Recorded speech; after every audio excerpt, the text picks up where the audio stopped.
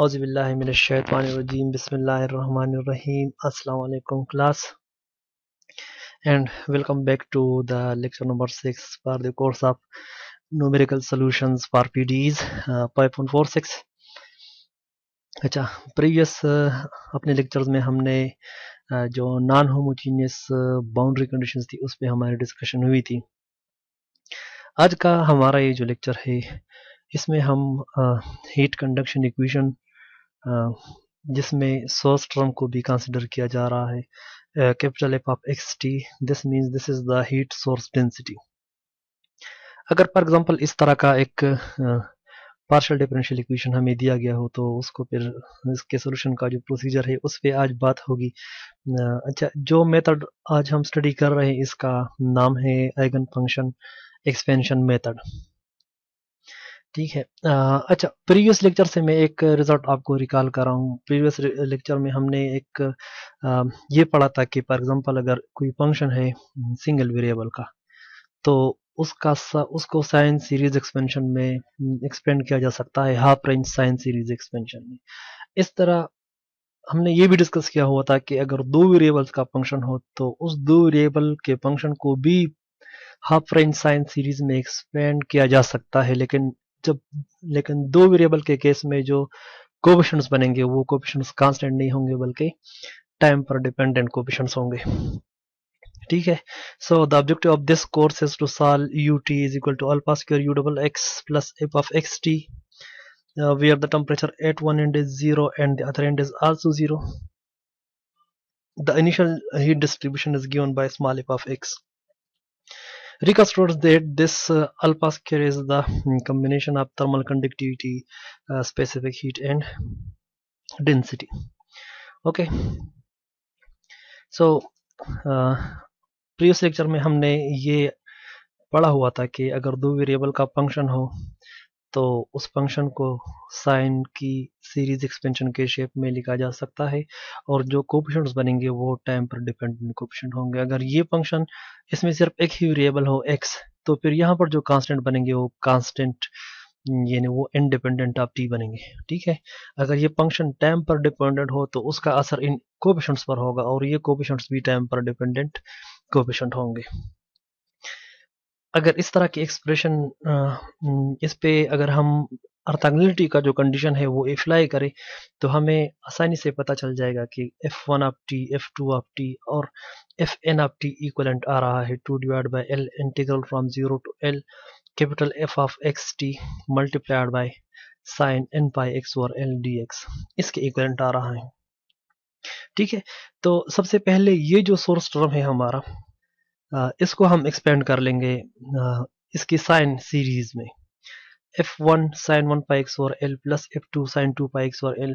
ये f1 f2 f3 ये हम सबसे पहले इसको कैलकुलेट कर लेंगे, fn इस फार्मूले से कैलकुलेट कर लेंगे। ठीक है, ये डेटा हमारे साथ आ जाएगा। अब हम जो सोल्यूशन हम अज्यूम कर रहे हैं तो जिस तरह से हीट कंडक्शन इक्वेशन का जो सिंपल केस था उसमें जो सोल्यूशन था तो वो सोल्यूशन इस तरह की शेप में था, summation n is equal to 1 up to infinity function of n function of t multiplied by function of x। तो ये फंक्शन ऑफ x ये अगर हम अज्यूम करेंगे तो ये हमारा सोल्यूशन दोनों बाउंड्री कंडीशंस को सेटिस्फाई करेगा। अच्छा, प्रीवियस प्रॉब्लम्स में ये टी एन ऑफ टी की शेप थी e power minus n pi और अल्फा होल स्क्वायर टी।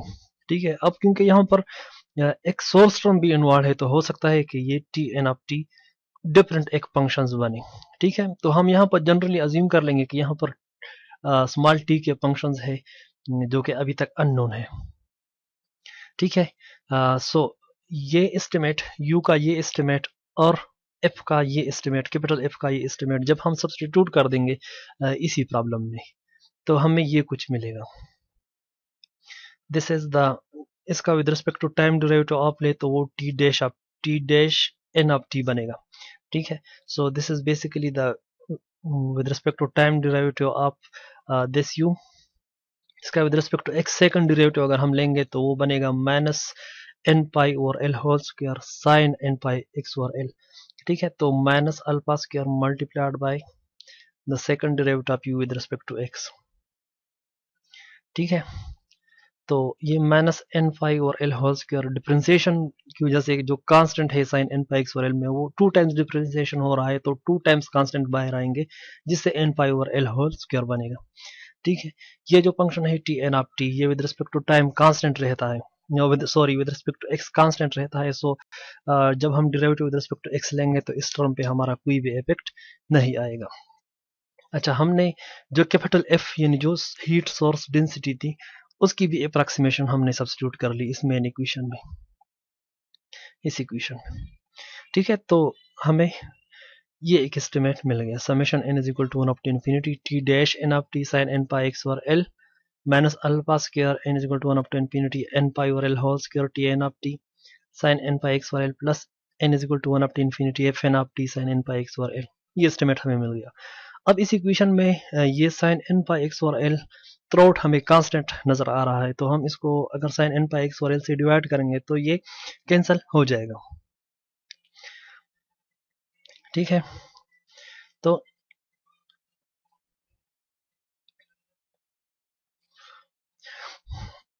अब बाउंड्री कंडीशंस की थोड़ी सी डिस्कशन कर लेते हैं कि अगर फॉर एग्जांपल इस फंक्शन पे, इस u पे हम ये दोनों बाउंड्री कंडीशंस और ये इनिशियल कंडीशन अप्लाई कर ले तो इस तरह होगा। So u at x is equal to 0 and t 0 था, तो ये इक्वेशन इस तरह बनेगा 0 इज इक्वल टू 0, जिससे हम कोई कंक्लूजन नहीं बना सकते।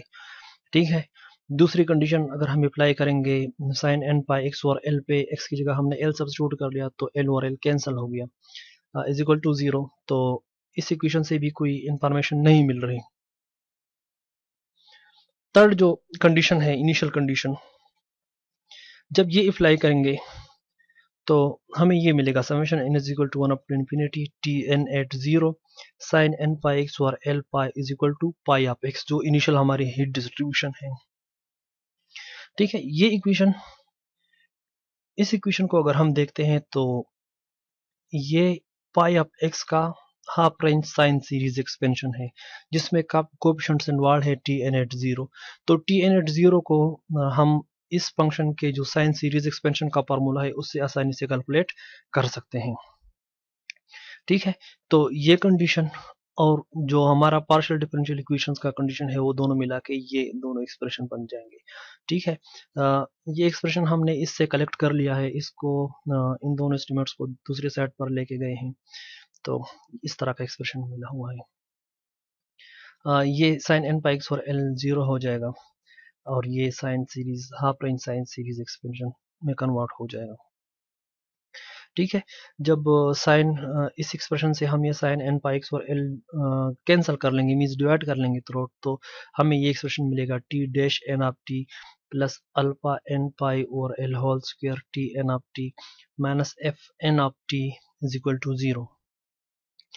टी एन ऑफ टी का डिफरेंशियल इक्वेशन हमें मिल गया। अगर इस इक्वेशन का हम सोल्यूशन कैलकुलेट कर लेंगे टी एन ऑफ टी, तो टी एन ऑफ, तो वो सोल्यूशन हमारा जो मेन सोल्यूशन है उसके कंस्ट्रक्शन में हमें हमारे लिए यूजफुल होगा। अच्छा, दूसरे इक्वेशन क्योंकि ये साइन सीरीज का half range sine series expansion है, तो इससे टी एन ऑफ 0 हम कलेक्ट कर लेंगे इसी फार्मूले से, t n of 0 is equal to 2 और l 0 to l pi of x sine n pi x और l d x is equal to, इसको रिप्रेजेंट कर लेंगे स्मॉल ए एन से। ठीक है, हमें एक फर्स्ट ऑर्डर डिफरेंशियल इक्वेशन मिल गया और साथ ही उसके साथ टी एन एट 0 यानी 0 पे उसकी जो इनिशियल कंडीशन थी वो हमें मिल गई। अब फर्स्ट ऑर्डर डिफरेंशियल इक्वेशन को आप बहुत से तरीकों से सॉल्व कर सकते हो। इंटीग्रेटिंग फैक्टर का जो तरीका है, अगर इस पे हम वो इंटीग्रेटिंग फैक्टर वाला तरीका अप्लाई कर लेंगे तो हमारे साथ सोल्यूशन जो बनेगा वो इस तरह बनेगा, t n of t is equal to a n e power n pi alpha और L whole square t plus integral from 0 to t e power minus n pi alpha और L whole square t minus tau f N of tau D tau. ठीक है, तो हमें जो t n of t जो unknown function था उसकी estimate हमें इस एक्सप्रेशन से मालूम हो गई। अब हमने क्या करना है, ये एस्टिमेट हमने सब्स्टिट्यूट करना है सोल्यूशन में। जो सोल्यूशन हमने अज्यूम किया हुआ था u is equal to function of t multiplied function of x infinite terms थे, तो ये सोल्यूशन जब हम यहाँ पर सब्स्टिट्यूट कर देंगे तो हमें u सोल्यूशन मिलेगा n is equal to 1 up to infinity a n e power n pi l power l whole square t sine n pi x और l प्लस, ठीक है, ये साइन n पाई x और l इसके साथ भी multiplication में आ जाएगा, प्लस ये साइन n पाई x और l इस इंटीग्रल के साथ भी मल्टीप्लिकेशन में आ जाएगा।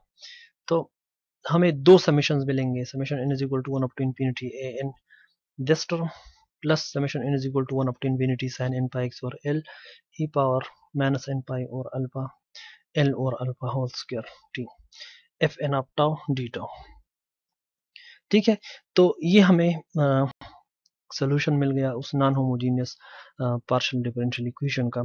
इसका हम अगर फॉर एग्जांपल प्रैक्टिकली कैलकुलेट करना चाहें तो ये इन्फिनिट सम्स है, इन्फिनिट सम्स को कैलकुलेट नहीं किया जा सकता, तो हम इसके पहले m टर्म्स, जो m टर्म अप्रॉक्सीमेट सोल्यूशन है, हम उसको आसानी से कैलकुलेट कर सकते हैं। तो इसका m टर्म अप्रॉक्सीमेट सोल्यूशन इसी शेप में लिखा जा सकता है, n is equal to 1 up to m a n multiplied by this thing plus summation n is equal to 1 up to m sin n pi x और l multiplied by this thing.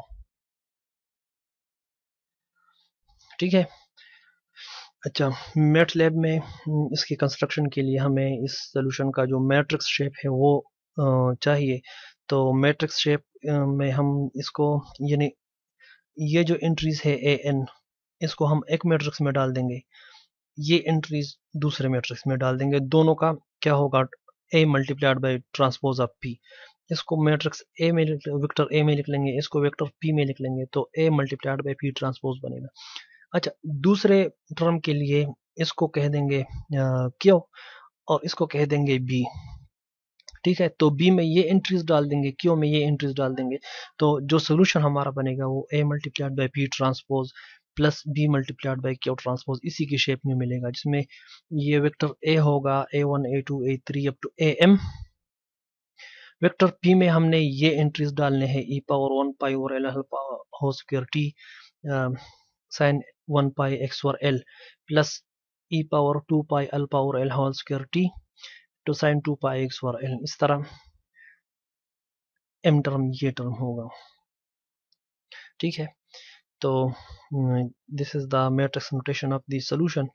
अब इसी problem का जो solution है वो जो vector b है, b में हमने कौन सी एंट्रीज डालनी है, b में हमने ये एंट्रीज डालनी है, इंटीग्रल टर्म्स वाली जो एंट्रीज है ये हमने डालनी है मैट्रिक्स b में। So b is equal to 0 to t e power minus pi अल power L whole square t minus tau f one of tau D tau. इस तरह दूसरे पे 2 पाई अल power L whole square t minus tau f two of tau. इस तरह m term पे ये होगा। ठीक है, जो वेक्टर क्यू है तो उसमें हम डाल देंगे sign 1 pi x sign 2 pi x sign m पाई एक्स ओवर l। ठीक है, यहाँ पर डिवाइड बाय l भी है, वो थोड़ा सा प्रिंटिंग मिस्टेक हो नजर आ रहा है, sign 1 pi x over l sign 2 pi x over l और इस तरह। तो जब ये सारे वेक्टर्स कैलकुलेट हो जाएंगे तो उन वेक्टर्स को फिर हमने मल्टीप्लाइड करना है a multiplied by fee transpose plus b multiplied by q transpose से। तो ये ये हमें इसका सोल्यूशन फाइनल शेप में मिल जाएगा। तो अभी चलते हैं मैटलैब की स्क्रीन पे, वहाँ पे देखते हैं कि इसको, इन चीज़ों को हमने सिमुलेट कैसे करना है।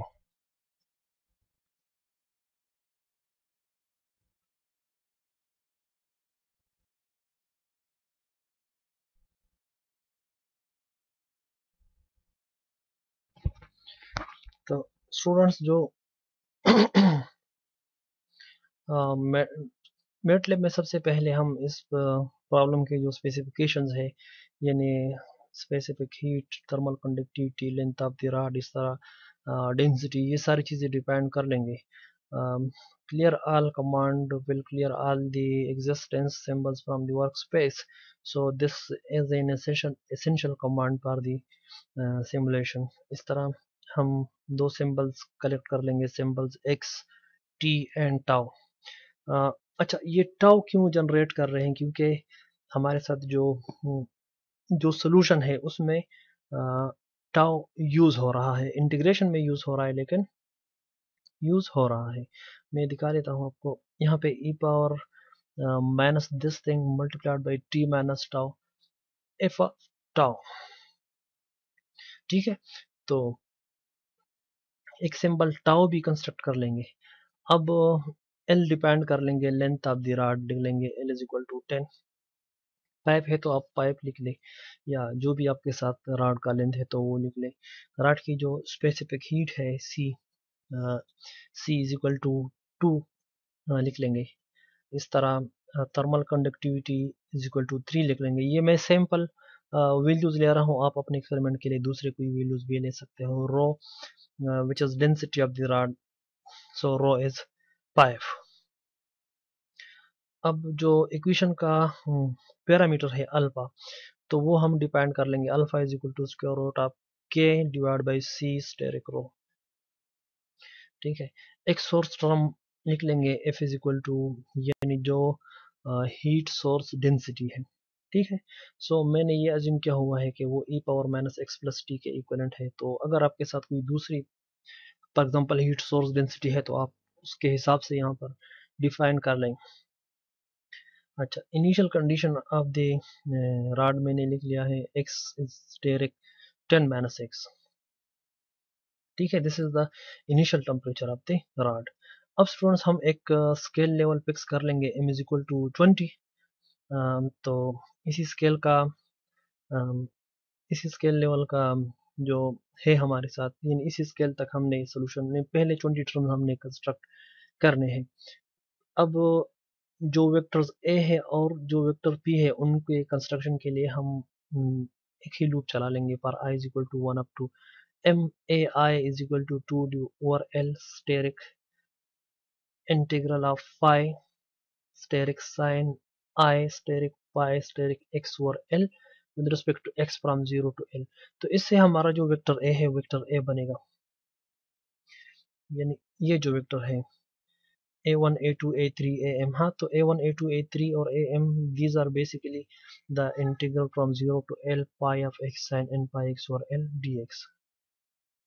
ठीक है, इस तरह जो वेक्टर p है वो कंस्ट्रक्ट कर लेंगे, exponential of I multiplied by pi multiplied by alpha divided by L whole square t steric sin I steric pi steric x। ठीक है, तो ये हमारा जो वेक्टर p है, ये वेक्टर। ठीक है, तो इस लूप से हमारा ये वेक्टर जनरेट हो जाएगा, एक ये वेक्टर जनरेट हो जाएगा। अब वेक्टर बी और क्यों बी कंस्ट्रक्ट करने हैं, लेकिन वेक्टर बी में कुछ एंट्रीज यूज हो रही है, F1 at tau, F2 at tau, Fm at tau, जो कि हीट सोर्स डेंसिटी के कोएफिशिएंट्स है। तो एक लूप जनरेट कर लेंगे, सबसे पहले ये F1 tau, F2 tau up to Fm tau, ये सारी एंट्रीज बना लेंगे। सो पर उस वेक्टर जहां पर ये F1 F2 की एंट्रीज में रख रहा हूं, तो वहां पर उस वेक्टर को मैं नाम दे रहा हूं डबल ए। ठीक है, सो पर I is equal to 1 up to m double a at I is equal to 2 over l asterisk integral of the source term sin I pi x over l with respect to x from 0 to l। ठीक है, ये जब code generate हो जाएगा तो हमारे साथ एक वेक्टर डबल ए आएगा। डबल ए में का साइज m होगा, पहले पोजीशन पर होगा F1, दूसरे पे होगा F2, तीसरे पे होगा F3। ठीक है, अब जो वेक्टर b है इसके जनरेट करने के लिए हमारे साथ F1 मौजूद है, तो F1 में हम t की जगह टाउ सब्स्टिट्यूट कर देंगे। ठीक है, सो और उसको मल्टीप्लाइड कर लेंगे e power minus n pi और l alpha whole square into t minus tau. तो exponential of I pi alpha over l whole square asterisk t minus tau. ठीक है, ये माइनस है स्टेरिक टी माइनस टाउ, और asterisk substitute of f I at t में t की जगह हमने सब्स्टिट्यूट कर लिया टाउ। ये सब्स्टिट्यूट कमांड्स ये कमांड इस तरह काम कर रहा है कि इसमें आपने तीन इनपुट आर्गुमेंट्स देने हैं। पहला इनपुट आर्गुमेंट वो जो आपका टारगेट फंक्शन है, तो पहले नंबर पे आप टारगेट फंक्शन रख ले, फिर जिस वेरिएबल को रिप्लेस करना है कामा वो वेरिएबल लिख ले। फॉर एग्जांपल हम इसमें टारगेट फंक्शन में टी की जगह हमने टाउ सब्स्टिट्यूट कर देना है, so comma t and substitute with tau. ठीक है, तो ये हमारे साथ, इसको मैं कह दूंगा टर्म। अब वेक्टर बी के लिए इस टर्म को हमने इंटीग्रेट करना है with respect to tau from 0 to T. ठीक है, इस टर्म को हमने इंटीग्रेट करना है विद रिस्पेक्ट टू टाउ। यहाँ पर आप देख लीजिए डी टाउ लिखा हुआ है फ्रॉम 0 टू टी। ठीक है, तो इंटीग्रल कमांड में हम वो स्पेसिफिकेशन लिख लेंगे कि integrate the term with respect to tau from 0 to T. तो जो वेक्टर्स बी की रिक्वायर्ड एंट्री है वो सारी एंट्रीज हमारे साथ यहाँ पर इस तरह बन जाएगी। ठीक है, अब वेक्टर क्यू भी कंस्ट्रक्ट कर लेंगे, क्यू है sign 1 pi x over L, 2 pi x over L, m पाई एक्स ओवर एल। तो इस तरह वेक्टर क्यू भी कैलकुलेट हो जाएगा। ठीक है, अब हमने इससे सोल्यूशन कंस्ट्रक्ट करना है, u is equal to double of A asterisk transpose of p plus B asterisk transpose of q। इसका प्लॉट बना लेंगे, इज सर्फ u, टाइम का डोमेन लिख लेंगे 0 टू 1, और जो हमारा x का डोमेन है वो 0 टू l, तो वो इस तरह लिख लेंगे। ठीक है, होल्ड ऑन कर लेंगे। तो जब ये कोड रन हो जाएगा तो हमारे साथ सोल्यूशन का जो ग्राफ है वो ग्राफ हमारे साथ बन जाएगा। साथ ही साथ वर्क स्पेस में हमारे साथ ये सोल्यूशन भी सेव हो जाएगा। तो चलिए सिमुलेट करते हैं इसको।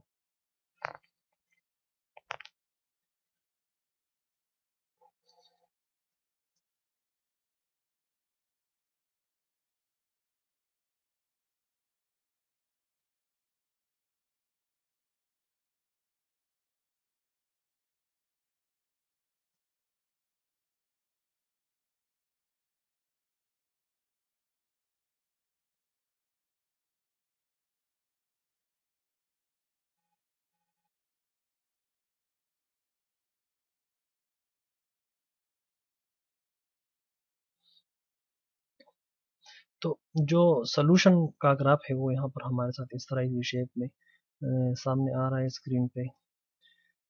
इसको फिर आप इंटरप्रिटेशन इसकी कर सकते हो। चलिए कुछ दूसरे पैरामीटर्स डाल देते हैं। सपोज स्पेसिफिक हीट है हमारे साथ 1, थर्मल कंडक्टिविटी है 1, रो है पर रो भी है 1। ठीक है, तो ये हमारे साथ हो गया e power minus X plus T heat source. जो इनिशियल कंडीशन है वो हो गई हमारे साथ एक्स स्क्र into 10 minus X whole cube. ठीक है, टर्म्स में रख लूंगा, पोर्ट टर्म्स अप्रॉक्सीमेट सोल्यूशन चाहिए।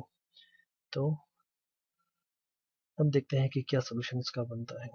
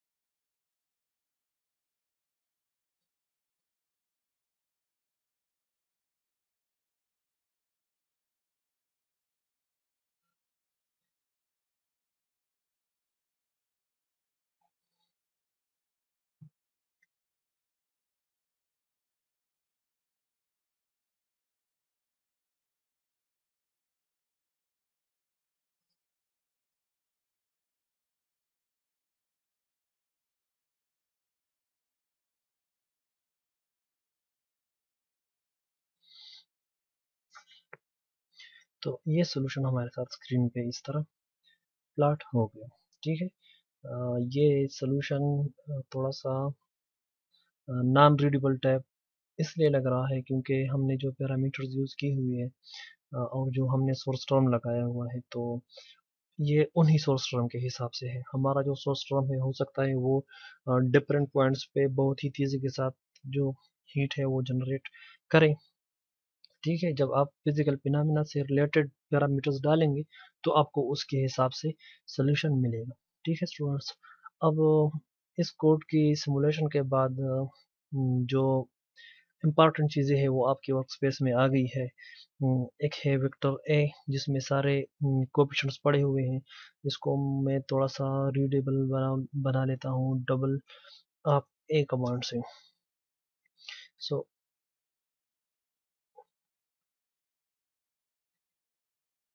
ये जो सारे एंट्रीज है ये ए के कोएफिशिएंट्स हैं। इस तरह पी की एंट्रीज भी बन गई है, आपके साथ वर्क स्पेस में मौजूद है। सिमिलरली बी को अगर आप देखेंगे तो उसकी भी एंट्री बनी हुई है, ये है पहले एंट्री।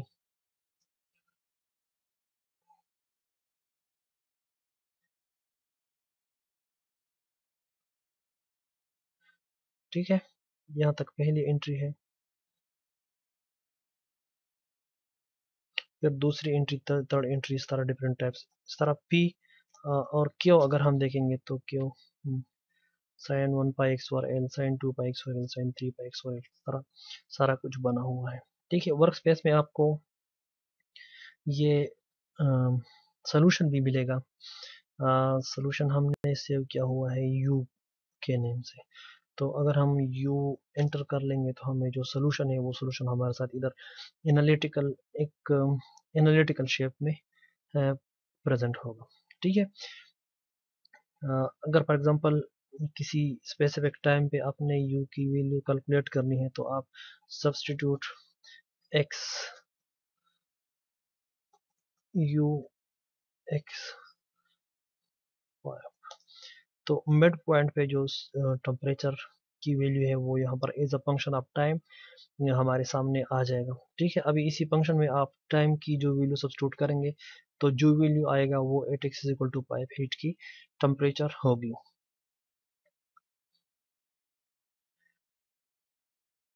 थोड़ा सा स्केल कम कर लेते हैं, स्केल कर लेते हैं 10, या हाँ 10 कर लेते हैं। ठीक है, और ये सोर्स हम चेंज कर लेंगे x प्लस टी के हिसाब से।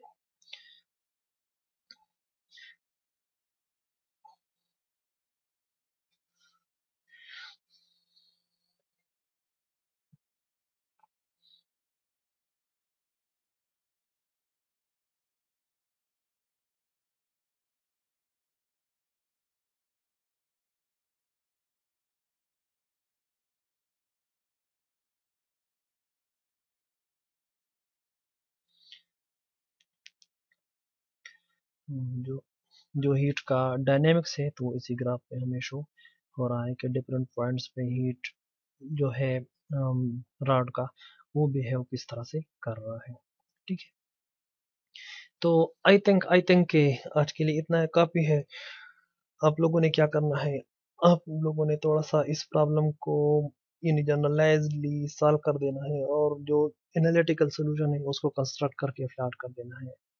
इसके अलावा जो थर्मल कंडक्टिविटी का इफेक्ट है सोल्यूशन की रेट पे, स्पेसिफिक हीट का जो इफेक्ट है, इस तरह डेंसिटी का जो रोल है हीट की डायनेमिक्स पे, तो वो सारे जो डायनेमिक्स है उनको स्टडी करने की कोशिश करें। ठीक है, तो आज के लिए इतना काफ़ी है। इंशाल्लाह नेक्स्ट क्लास में आप लोगों के साथ मज़ीद डिस्कशन होगी, न्यूमेरिकल मेथड्स के हवाले से डिस्कशन होगी। तो आई थिंक कि आप लोग इस कोर्स को अच्छे तरीके से सीख भी लेंगे और एंजॉय भी करेंगे। तब तक के लिए अल्लाह हाफिज़, अपना ख्याल रखिए।